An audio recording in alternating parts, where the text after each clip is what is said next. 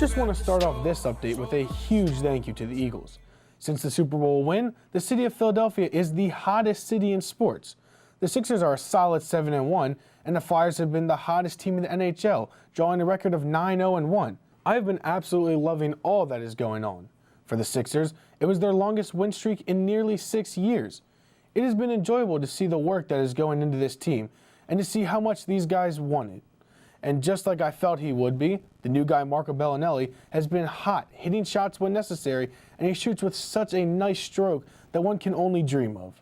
Staying on the topic of new guys, many reports are out there that the Sixers are bringing back a man they once had a season ago. Of course, I'm talking about the three-point artist himself, Mr. Ersan Ilyasova. Ersan was for the team for about half a season last year and was fun to watch.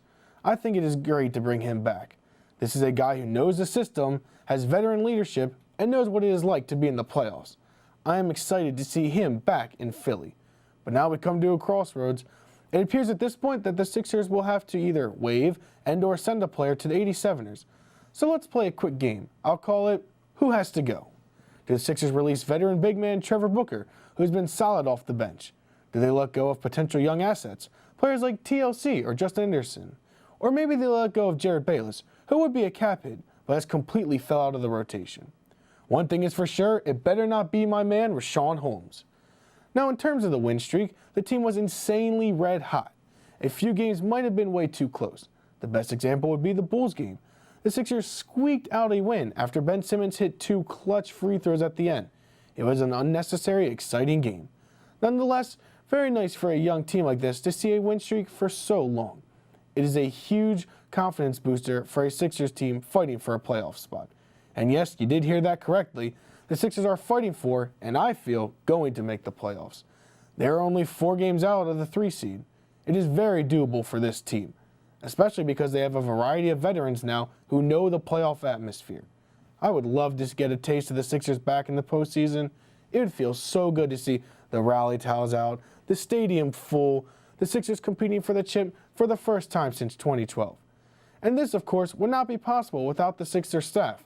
Brett Brown has been put in what I feel is the toughest situation in the NBA.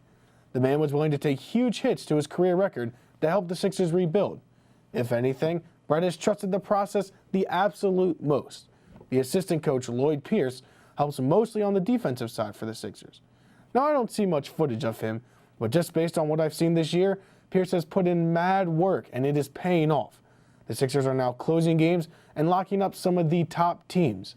So much praise deserves to go out to the Sixers staff.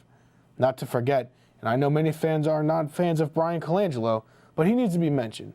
He has been the one who has made the signings and draft picks as well. He needs to get more thanked than he does. The last thing I will touch on is Markelle Fultz.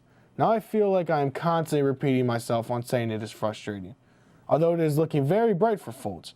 Many believe he is shut down for the season, but have you seen his shot lately? Go check out the latest footage of his shot. No, I'm serious. Right after this video, go check it out. His shot looks just like it did in college, and I would advocate to bring him back. As for the starters, everyone is continuing to do their thing. Like goalies, all 5 of them are in double figures for scoring, and JoJo is dominating on the boards, while Simmons pushes for a triple-double nightly. I would like to see Robert Covington get back to his old self, like he was earlier this year.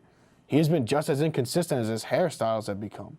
But I'm not complaining about the team's stance. We are right in the thick of the playoff race. Well, that wraps up this update for the Sixers.